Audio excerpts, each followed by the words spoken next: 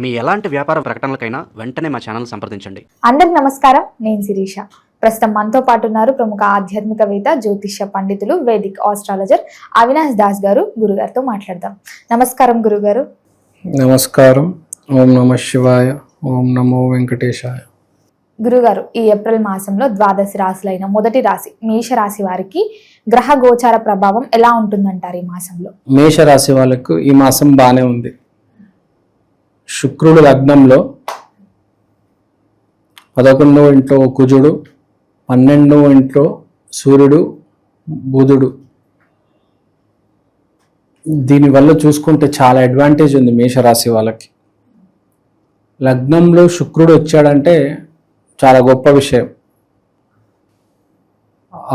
ప్రేమ పెళ్ళిళ్ళకి అరంగేట్రం అంటే ఇప్పటి నుంచే స్టార్ట్ అవుతుంది వాళ్ళకి.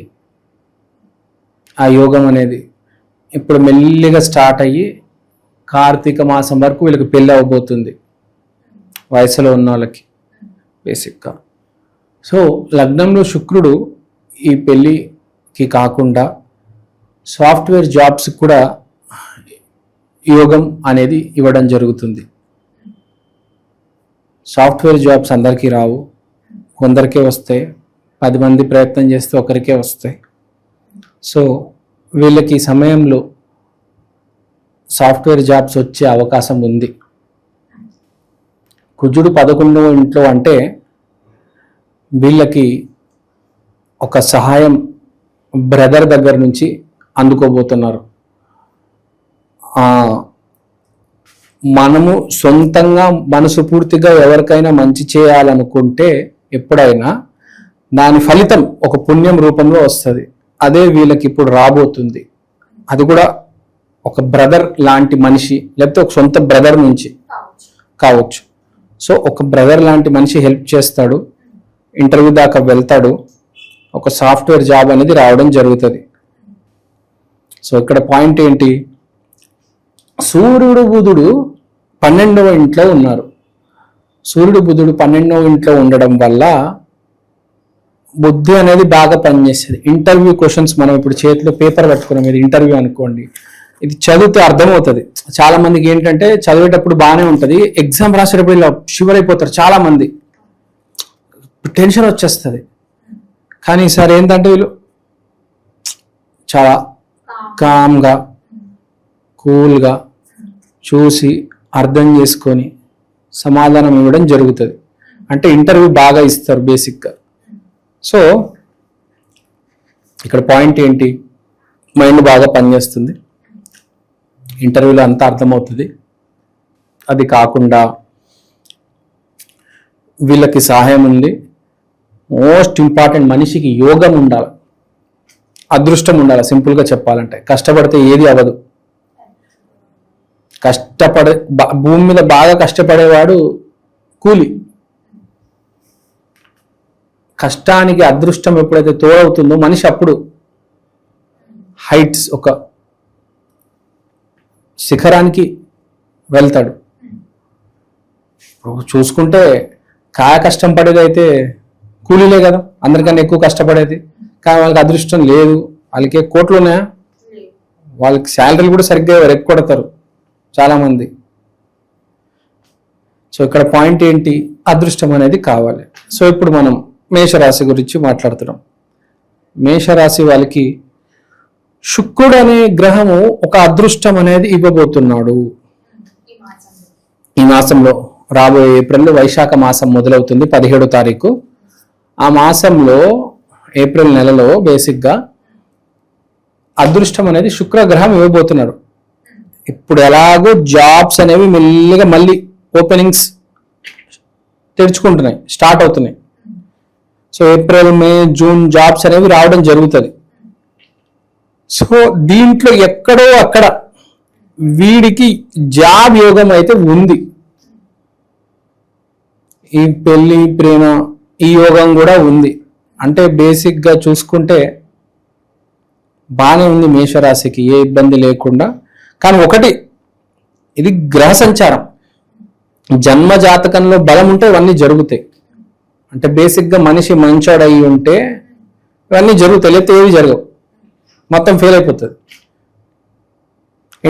ఇంటర్వ్యూ దాకా వెళ్తాడు, ఇంటర్వ్యూ పోతుంది, మళ్ళీ ఇంట్లో కూర్చొని ఏడుస్తాడు. జన్మ జాతకం బాగుండాలి, బేసిక్గా మనిషి మంచోడై ఉండాలి. అదృష్టం అంటే మంచితనం. సో వీడికి ఈసారి ఆ టైం వచ్చింది కనుక వీడు కనుక మంచోడై ఉంటే వీడు పని అయిపోతుంది. జాబ్ కొట్టేస్తాడు, సక్సెస్. సాఫ్ట్వేర్ జాబ్ తర్వాత చాలు కదా, జాబ్ వచ్చేస్తే హ్యాపీగా ఉంటాడు. వీడు జాబ్ కావచ్చు, వీడు వ్యాపారం కావచ్చు, సక్సెస్ అయితే ఉంది. ఏప్రిల్ మాసంలో గొడవ ఏమీ లేదు.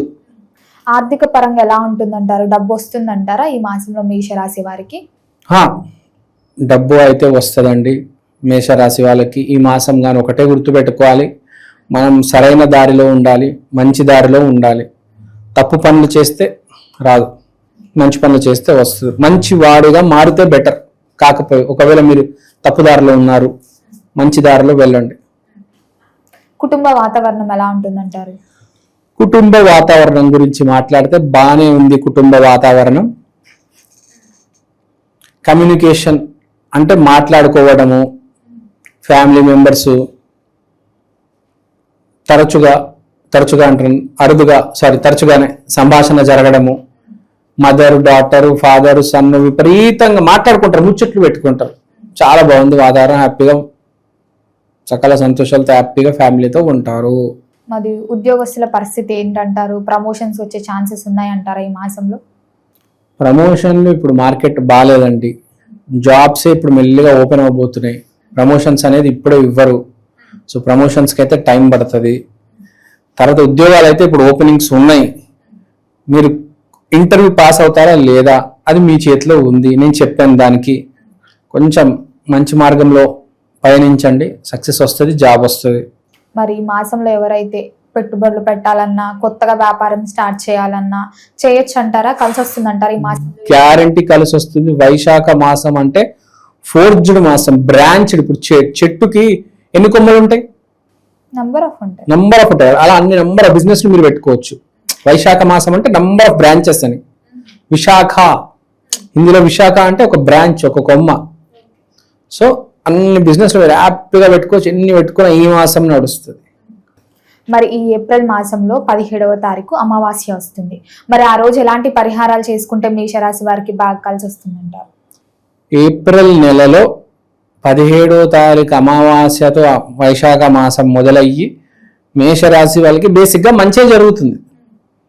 పరిహారం చేయాలంటే మీరు ఒకటే పరిహారం, నువ్వు చెడ్డడివి నువ్వు మంచోడుగా మారాలి. సింపుల్గా దత్తాత్రేయ స్వామి టెంపుల్కి వెళ్ళిపో, లేకపోతే షిరిడి సాయిబాబా టెంపుల్కి వెళ్ళిపో. అక్కడ ప్రామిస్ చేయి, ఎవ్వరికి ఎదురు సమాధానం చెప్పను, ఎవ్వరిని కొట్టను, అమ్మ నాన్న ప్రేమగా మాట్లాడతాను, బేసిక్గా మంచోడుగా మారిపోతారు. రెమో కాస్త రాముగా మార్పుంటే బెటర్.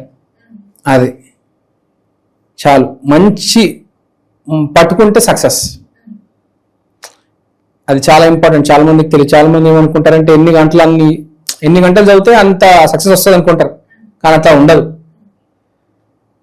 మనకు కలిసి రావాలి కూడా చాలా ఇంపార్టెంట్. మీరు ఎంత చదువుకున్నా ఇంటర్వ్యూ చేసేవాడు మీకన్నా 10 రెట్లు తెలియతే ఎట్లుంటాయి ఆడికి.